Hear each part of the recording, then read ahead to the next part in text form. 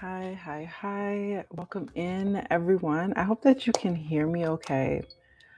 Oh my gosh, I had a time getting all of this set up. Like I almost did not make the live because everything that could have went wrong, but still I'm here.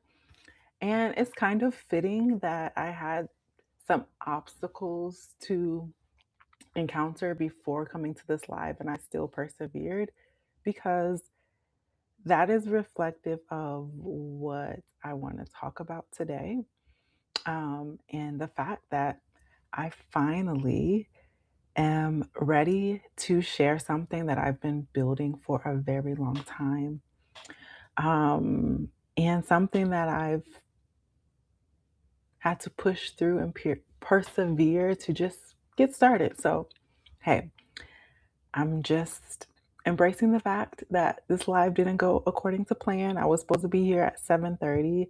It is I'm sorry, I was supposed to be here at 6:30. It's 7:30. Push through But and peer. I'm here. So, all right. Um I'm still getting myself situated and Malcolm is around here somewhere. He might pop up into the live at some point. So go ahead and grab your drink. I have my water. I'm going to need that. Let me just take a sip now. But yeah, get situated, you know, get your drink, whatever you need. Malcolm might not pop up because he just laid down over there. Um, and we're going to get started shortly. Just get comfortable. If you're watching this live or watching the replay, go into the comments. Let me know where you're watching from. I'm always curious to see who is a part of the Creative Birthright community and where they are joining from. Okay, so let me just give you an official welcome. Hey, friend, welcome back. My name is Brianne, and this is Creative Birthright. And tonight I am walking through something I've been building in private for a long time. If you watched my live series last summer/fall, which not too many people did, but if you did, you will have remembered that I think maybe August or September, I talked about the fact that I was not feeling fully confident in my writing, but I didn't want to stop. So I decided to do a self taught sort of master's in creative writing. And from that point forward, I was working towards building a curriculum. And this course that I'm going to be talking about is not designed to be like a traditional MFA. Like it can't be because it's self-taught, it's self-directed, but it's an opportunity for me to deepen my understanding of storytelling, both technically, culturally, and historically. And tonight, I'm sharing with you all something that I was afraid to start, but just decided, hey, if I said I'm going to do the thing, I'm going to do the thing. So let's go ahead and dive in. And I'm trying a lot of new things today. So bear with me if I have any technical difficulties. I have a new camera.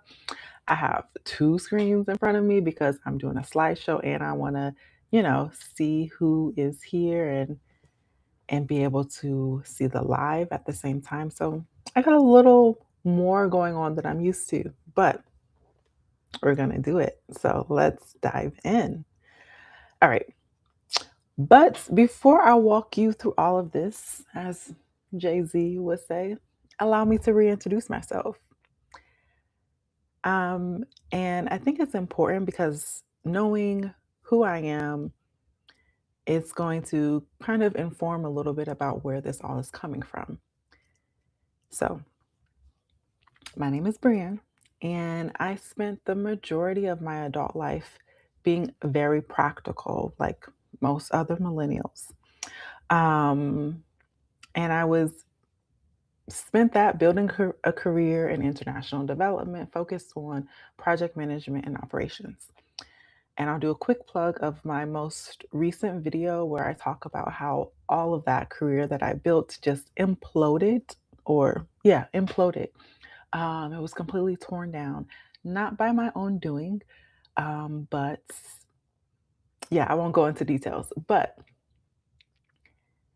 I did not give myself room to plan to be a writer. For me, that did not seem practical. So I just always saw it as a hobby, something that I would make time for whenever I found the time, but not something I ever focused on building my creative craft and my writing practice. And with Creative Birthright, all of that is changing. And I've always known that I have stories to tell, but I've kept those stories waiting in notebooks. I've kept saving them for later. I have a bunch of half finished drafts, and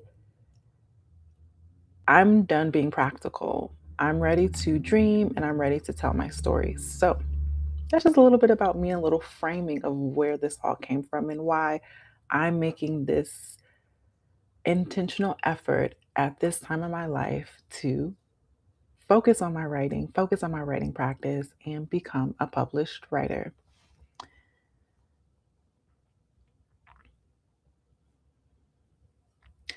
And this curriculum is a very big part of that. This is not kind of, this is what that looks like in practice for me. So, another step before I get into the curriculum, I just want to take a few steps back and make sure we're starting from the same place in terms of what Creative Birthright is. Because it is a very specific idea, not just a name.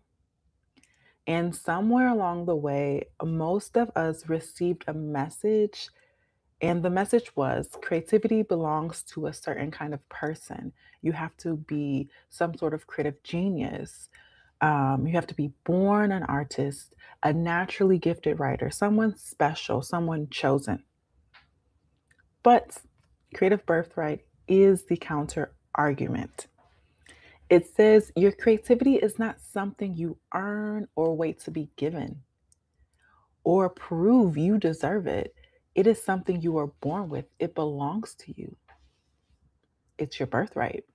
And the only question is whether you choose to claim it. And these three ideas sit at the center of this. So, first we have creative archaeology, digging up what was always already yours. Artistic lineage, knowing whose shoulders you stand on and what tradition you belong to. And self authorship, which to me that means not waiting to be named a writer or named a creative, but naming and claiming your identity for yourself. And this curriculum is me doing all three in public so you can see exactly what it looks like.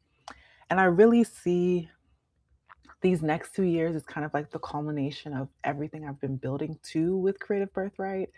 Just a little Creative Birthright lore. I had a podcast by the name of Our Creative Birthright.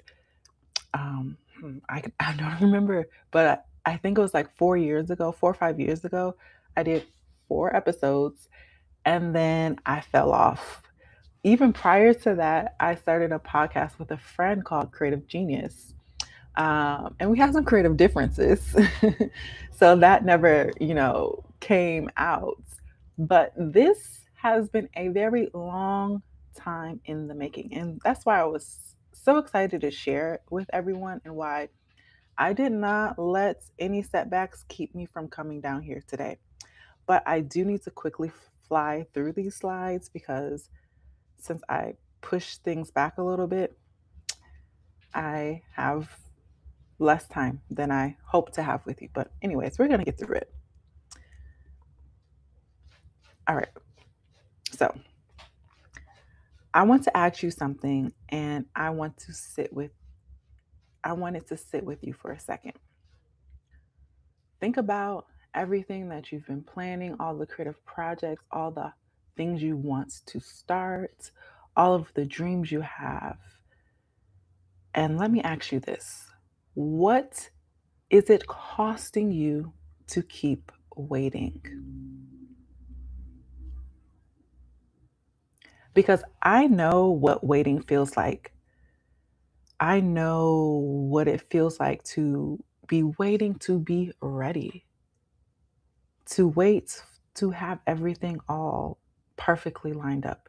Feels like you're doing the responsible, mature thing. Wait until you're ready. Wait until the time is right. Wait until you know enough, have enough, are enough. But here's what I finally understood: waiting is not neutral. Every year you wait, your stories go untold. That thing that you wanted to do, it doesn't get done. Your voice stays silent, and your creative lineage, the tradition you belong to, the writers, painters, pianists, whatever your artistic expression is, who those people who came before you, the work that is waiting for you to claim it for your and share your specific perspective, it just goes unclaimed. And I don't know about you, but for me, I'm not willing to wait anymore. And I built this curriculum so that I would stop. So let me show you what happened when I stopped waiting and just did the thing. Well, I'm currently doing the thing, so still figuring that out. But let me show you what I've learned so far. And to be honest, I started before I was ready. I spent all that time planning and preparing and going through different iterations of the curriculum and not feeling like I was ready. And then one day I just said, okay, tomorrow, I'm starting tomorrow. And let me tell you what actually happened. I started the program, and the very first week, like the very first week, I didn't finish all my assignments. The second week, I also did not finish all of my assignments. I'm in my third week now, and I'm finally on track. But in the first week, and I was nearing the end of the week, I hadn't completed everything. Feeling of guilt came up for me. And I sat with that for at least 2 or 3 days. And I felt like I had proven something that I was afraid was true. Like I felt like, okay, this is it. I did the thing and I'm not doing it well. I'm failing at it. And in the past, that would always be a way for me to stop. That was an old pattern. And this time around, I was not going to let it win again because this pattern is something I've lived through many times. I would miss the mark or personally feel like, okay, I didn't show up the way I was supposed to. I didn't finish the thing and feel guilty. And then that guilt will become shame. And then that shame will become a paralysis. And then I would just stop entirely. Like with the previous podcast, I fell off. I kept saying I would get back to it. I felt bad because I wasn't doing the thing I said I would do. And then, like, literally 4 years passed before I came back to it. And this time around, I'm not doing that. So I didn't quit. I didn't tell myself, okay, I'll do it differently next time, I'll start over. I just kept going. And it wasn't because I miraculously felt better about it, but I decided that the guilt and that shame is not going to control me. And I still haven't finished the first week assignment, but I'm going to keep going and I'm going to do it at a later date. And that guilt, that's real. That's what happened, and I want to share that because the journey you're about to see is not a perfect one. I've given up my lifelong quest for perfection. That's not a thing. So I'm giving that up. But It's not perfect, but it's real. It's honest. And I'm going to be fully candid here. So I'm naming it. I'm behind, but hey, I started. So I'm making progress that I wasn't making last month or the month before.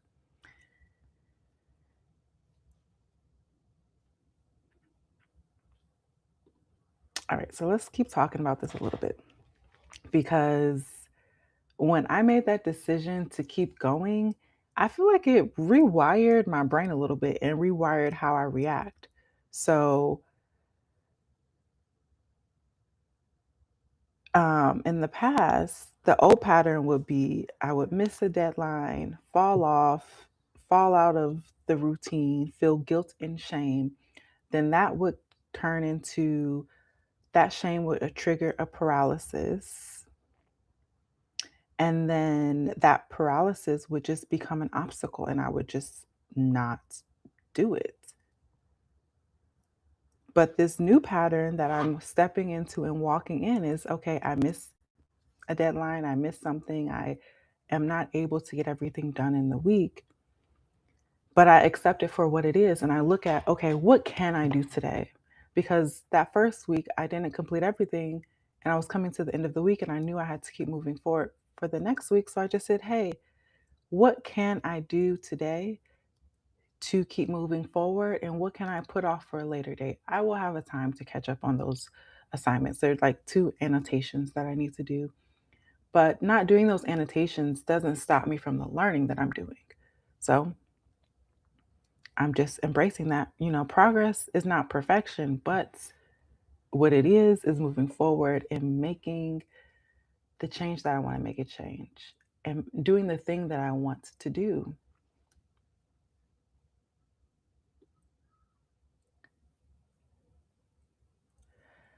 So let's start talking about the curriculum. And everything I built, everything in this curriculum comes from one question: how do artists become themselves? And okay, maybe that sounds simple, but for me, it's not simple because what is inside that question is how does a writer develop a voice? What makes a story timeless? What is my creative lineage? What traditions am I inheriting? How do artists transform culture? And what has been hidden from me? What information do I not have that I need to know? What writers or artists are a part of my creative lineage that I need to go and learn about? And this curriculum is my way of answering all of these questions. Not with theory, not with just kind of thinking and dreaming about it, but with practice. So, let me show you what tradition I'm studying, and let me go to the next slide. So, this is the lineage I'm studying. And it's not just a reading list, it's what I am embracing as my creative lineage. These are the writers who wrote themselves into existence on their terms.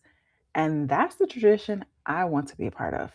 So I built this creative lineage intentionally. I asked, who do I want to learn from?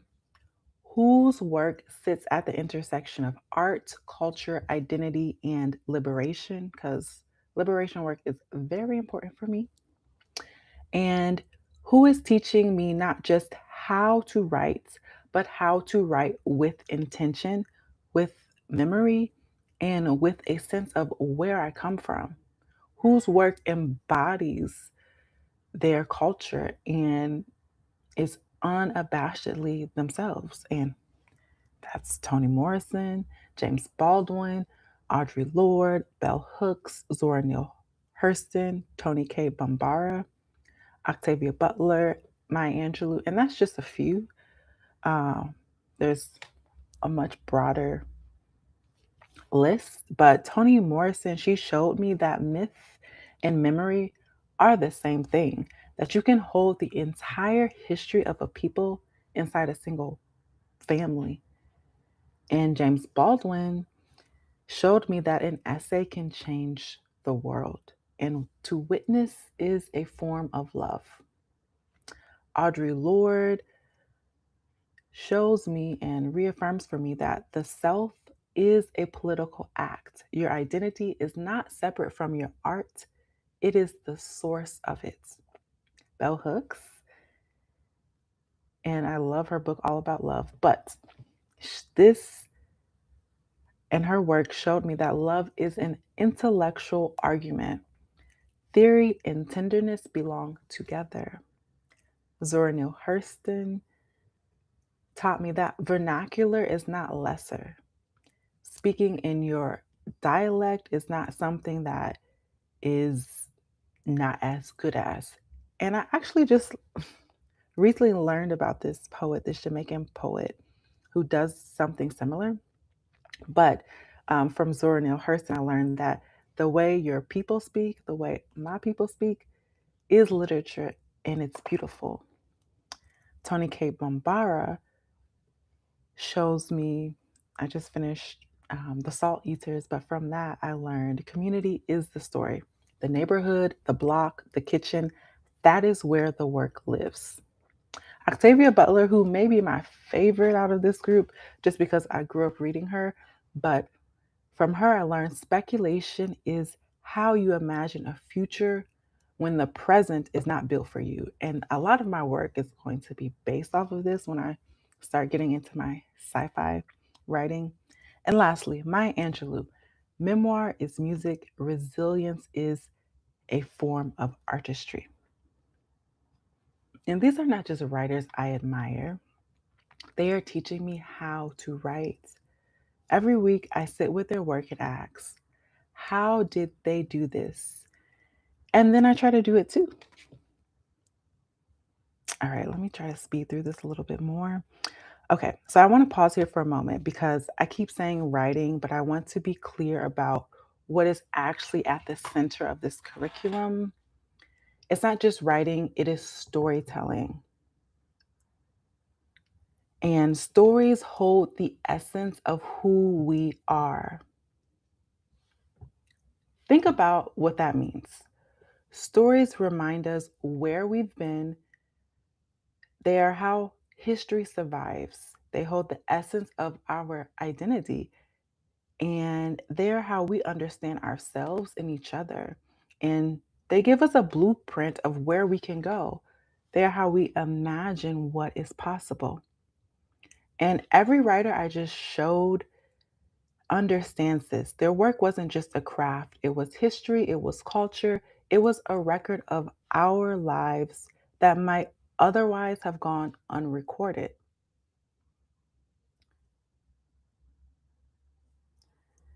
So, when I say I'm studying storytelling, I mean it across three dimensions. Technically, how do you build a scene, develop a voice, structure a narrative? Culturally, what traditions am I a part of? What are the conventions I'm working within or pushing against? And historically, what came before me, what shaped the form, and what is my inheritance?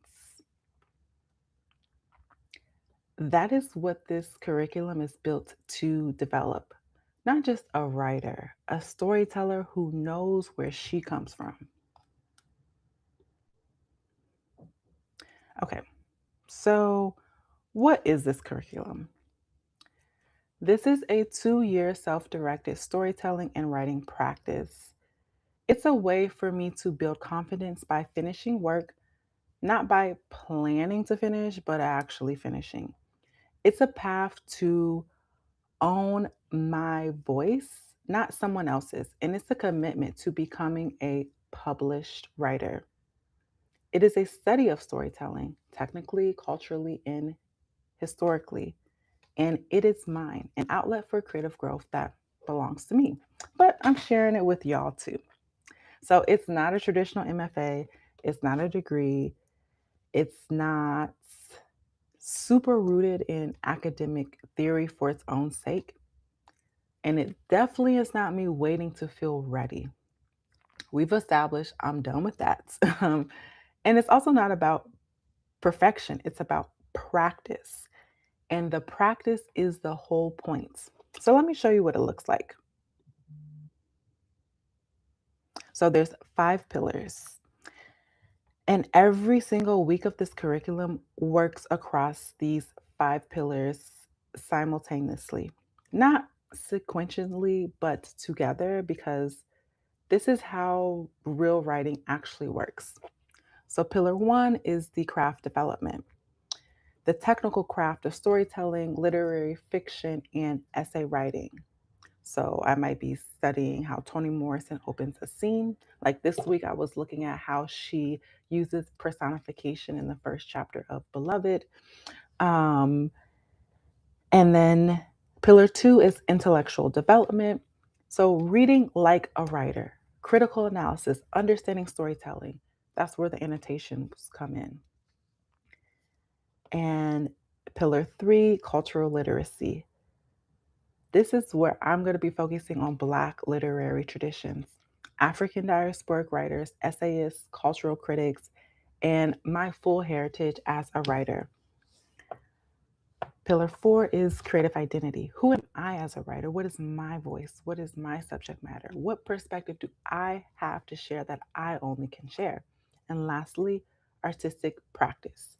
The habit, journaling, drafting, annotating, reflecting, showing up consistently.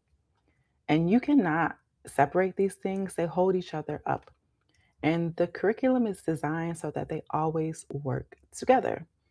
And this is where this curriculum is different from a standard writing class. It's not just craft, it's identity, lineage, culture, and practice all at once. Okay, so how the program works. This is the structure. And I'm going to go quickly through this because I only have a few minutes before I have to hop off.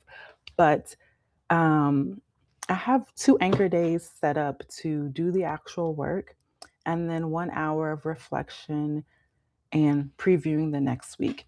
And in practice, this works a little differently because, like I said, I'm already a little behind. So I usually have to take up time, as much time as I can throughout the week to get everything done. But ideally, what I'm hoping is that I'll be able to have just these 2 anchor days that I can get all my work done. And 2.5 hours is not super realistic. I usually need more time, but this is just a quick thing. And I think I'm gonna have to come back and do another live and like do a real deep dive into the what the curriculum looks like. So this is just gonna be a preview. And again, I can't go into depth about this slide because I have literally 2 minutes before I need to hop on a work call, which probably wondering, okay, it's almost 8 p.m. Eastern Standard Time. Why do you have a work call? I work with colleagues that are 12 hours ahead of me. So it's either wake up early or get on the call late. So here we are. But, anyways, basically, you know, I have other non negotiables in my life. So I have to really balance what the reality is with what I want to do. So I have these 2 examples of priorities, the MFA curriculum and my fitness and health, because that's very important for me. So because these are both non negotiables, some days I have to sit down and say, what is the one thing that I can do to keep this commitment, but be able to balance them both? Like, for example, today, I might not get my 10,000 steps because I wanted to do this, but I probably get like 8,000. And that is what I'm like finally understanding is that you're not going to perfectly show up for everything every day, but you just have to do one thing to keep that commitment and just keep moving. And when you have more time, you'll do more. But you have to kind of embrace the reality that you don't always have the time that you think you will. Okay, so this is a quick overview of year 1. This is year 2. And I'm just going quickly through all of this because I'm out of time. So I'm going to have to come back. There's going to be a part 2 to this live. This is just part 1. I'm going to come back and go more in depth in these other slides. Um, yeah. Okay. So, the last thing I'll just quickly talk about is just to make this clear, like, what does this have to do with creative birthright? Because I think it's really easy to see this curriculum and think, okay, that's a separate thing. That's her writing project, and creative birthright is the channel. No, this curriculum is creative birthright. It is basically the proof of concept because what I've been talking about is making creativity a major mainstay in your life, coming back to your creative birthright, all of that good stuff. That's everything this channel talks about. And that is like this curriculum is me doing that, making creativity a priority in my life. And I have a lot more to talk about with this, but again, like I said, I have to go. So I'm going to do a part two, maybe tomorrow. But let me just close with this. Your creative birthright is not waiting for you to be ready, it's waiting for you to choose it. So if you've been watching tonight and you recognize something in yourself, if you have a book in your notes map app, a story you've been carrying, ideas of paintings you want to create, I want to talk to you directly. Like I said, your creative birthright is not waiting for you to be ready. Readiness is a myth. It does not like really fully exist in real life. No one is ever fully ready. You just have to do the thing. Okay. And I know that because I've been waiting to be ready for a very long time and it didn't happen, but I did it. um, you just have to choose it. So follow this journey here on YouTube. I'm going to document all of it and I'll be back for part two. So that's all I have time for today. And I'll be back for part two so we can really dive into what the curriculum looks like and hit some of the points I couldn't make. But thank you all for joining. And I will see you in the next live.